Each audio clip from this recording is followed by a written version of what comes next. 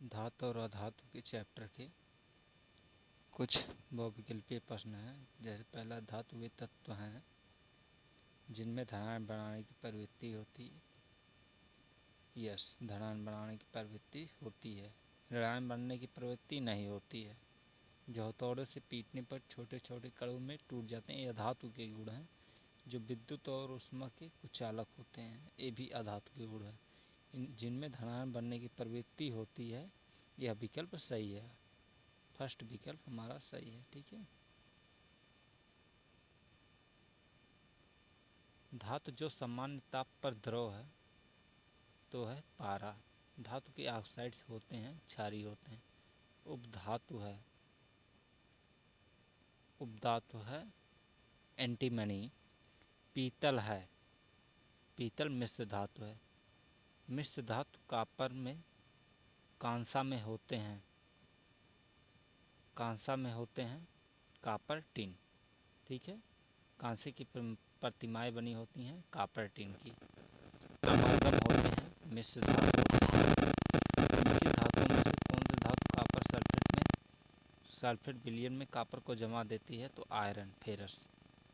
4 धातुएं तत्व ए, बी, सी व डी के मानक इलेक्ट्रोड विभव इतने हैं, तो इनमें में से रासायनिक रूप से सबसे अधिक क्रियाशील धातु कौन सा है? क्रियाशील तत्व कौन सा है? तो जिसका जितना निगेटिव होगा उतना ही क्रियाशील होगा। -3.05। धातु जो सरलता से ऑक्सीकृत हो जाती वह है?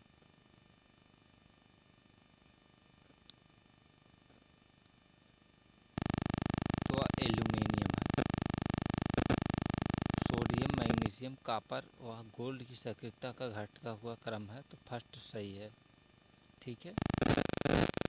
सिल्वर नाइट्रेट में तांबे के छीलन डालने पर विलयन नीला हो जाता है, इसका कारण है कॉपर प्लस आयन की उपस्थिति में। निम्नलिखित में से कौन सी धातु जल के साथ समान ताप पर ही अपक्रिया कर लेती है? तो वह सोडियम है। निम्नलिखित में से कौन सी धातु जल के साथ सामान्य ताप पर क्रिया करती है? तो इसमें भी सोडियम। ऑप्शन 2 सही है। निम्नलिखित में से कौन सी धातु ठंडे जल से हाइड्रोजन गैस निकालती है? वह पोटेशियम है। थर्ड ऑप्शन सही है। चलते हैं नेक्स्ट पेज पर। नेक्स्ट है आयरन कापर सल्फेट व विलयन में से किस कापर को विस्थापित कर देता है? इसका कारण है आयरन का परमाणु क्रमांक कापर के परमाणु क्रमांक से कम है, जो कि गलत है।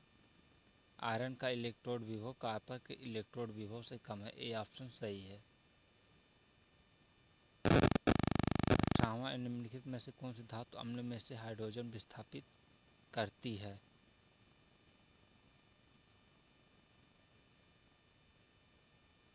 तो वह है जिंक।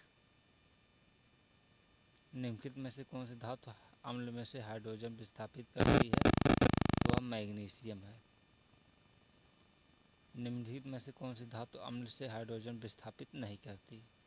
तो वह कॉपर, एंटीमनी है। उपधातु जर्मन सिल्वर में कौन सी धातु नहीं होती है? तो सिल्वर नहीं होती है। कॉपर, जिंक व निकिल होते हैं। जस्ता धातु हाइड्रोलिक अम्ल से क्रिया करके कौन सी गैस निष्कासित करती है? तो वह हाइड्रोजन निष्कासित करती है। जिंक, टिन व लेड इन सब धातुओं से कम अभिक्रियाशील है, तो वह है सिल्वर।